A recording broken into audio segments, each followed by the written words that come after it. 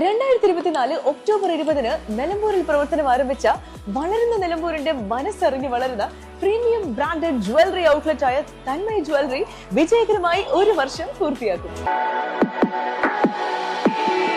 President vice president തെരഞ്ഞെടുപ്പിന് മണിക്കൂറുകൾ മാത്രം ബാക്കി നിൽക്കെ തിരുവാലിയിൽ യുഡിഎഫിൽ ധാരണയായില്ല. 2.5 വർഷം പ്രസിഡന്റ് സ്ഥാനം വേണമെന്ന മുസ്ലിം ലീഗിന്റെ ആവശ്യം അംഗീകരിക്കാൻ കോൺഗ്രസ് തയ്യാറാവാത്തതാണ് യുഡിഎഫിലെ പ്രതിസന്ധിക്ക് കാരണം. തിരുവാലി പഞ്ചായത്തിലെ യുഡിഎഫ് വളരെ ശക്തമായ രീതിയിൽ ഒത്തൊരുമിച്ച് നിന്ന് തെരഞ്ഞെടുപ്പിനെ നേരിടുകയും ഈ തെരഞ്ഞെടുപ്പിന്റെ നല്ലൊരു വിജയം കരസ്ഥമാക്കുകയും ചെയ്തു.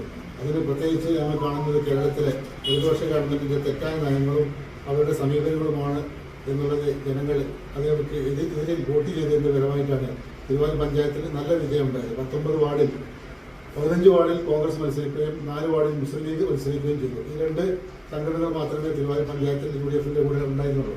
അതുകൊണ്ട് അതിൽ നല്ല വിജയം കരസ്ഥമാക്കി കോൺഗ്രസ് 7 വാർഡിലും മുസ്ലിം ലീഗ് 11 വാർഡിലും വിജയിക്കുകയും 4 വാർഡിൽ വിജയിക്കുകയും തിരുവാലി പഞ്ചായത്ത് ഭരണം കരസ്ഥമാക്കുകയും ചെയ്തു.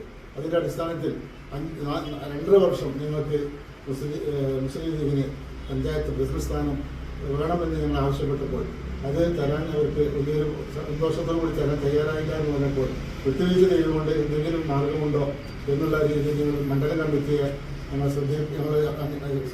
മണ്ഡല കമ്മിറ്റിയുടെ ശ്രദ്ധയിൽ ഞങ്ങൾ പെടുത്തുകയും മണ്ഡലം കമ്മിറ്റി ചർച്ച ചെയ്തെങ്കിലും മണ്ഡലം MLA കൂടിയായ ബഹുമാനപ്പെട്ട അനിൽകുമാർ MLA അദ്ദേഹത്തിൻ്റെ ചർച്ചയിലൊന്നും അതിനൊരു നല്ല പോസിറ്റീവായ തീരുമാനം ഉണ്ടായില്ല. അതുകൊണ്ട് മലപ്പുറം ഞങ്ങൾ മണ്ഡലം ജില്ലാ കമ്മിറ്റിയിലേക്ക് ആ വിഷയം ഞങ്ങൾ എടുത്തിടുകയും അത് ചർച്ച ചെയ്തെങ്കിലും അതൊന്നും അവിടേക്ക് ഞങ്ങൾക്ക് വേണ്ടത്ര ഒരു പരിഗണന കിട്ടില്ല. വളരെ ഏത് രൂപത്തിലാണെങ്കിലും യുഡിഎഫ് ഒറ്റക്കെട്ടായി പോകണം എന്നുള്ള ആഗ്രഹത്തിലാണ് അന്നും ഇന്നും ഇപ്പോഴും ഞങ്ങളുള്ളത്. ഇപ്പോൾ ഞങ്ങളോട് സംസാരിക്കുകയാണെങ്കിൽ ഞങ്ങൾ തയ്യാറാണ്. യുഡിഎഫിൽ എന്ത് വിട്ടുവീഴ്ച ചെയ്തുകൊണ്ടാണെങ്കിലും നല്ലൊരു യുഡിഎഫ് ഭരണം ഉണ്ടാകണം.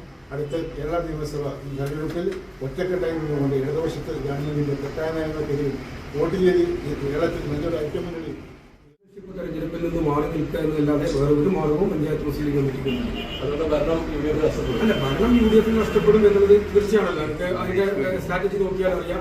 7 കോൺഗ്രസ് ആണ്, 4 മുസ്ലിം ലീഗാണ്, 8 LDF ആണ്. അപ്പോൾ ഭരണം LDFിന് പിന്തുണക്കുക എന്നുള്ളതല്ല ഞങ്ങളുടെ മുമ്പിലുണ്ട്.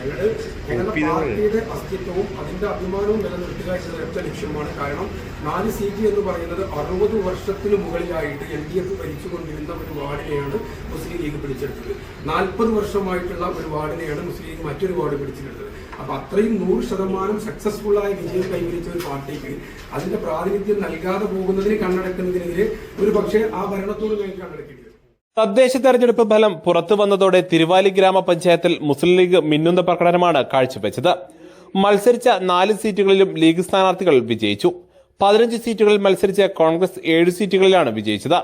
ഇതോടെയാണ് ഗ്രാമപഞ്ചായത്തിന്റെ പ്രസിഡന്റ് സ്ഥാനം 2.5 വർഷം തങ്ങൾക്ക് വേണമെന്ന ആവശ്യവുമായി മുസ്ലിം ലീഗ് രംഗത്തെത്തിയത്.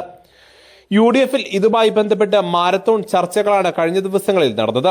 എന്നാൽ 2.5 വർഷം എന്ന ആവശ്യത്തിൽ നിന്നും മുസ്ലിം ലീഗ് 2 വർഷത്തിലേക്ക് ചുരുക്കിയെങ്കിലും കോൺഗ്രസ് വിട്ടുവീഴ്ചയ്ക്ക് തയ്യാറാവാത്തതാണ് യുഡിഎഫിൽ തർക്കം രൂക്ഷമായി തുടരുന്നത്.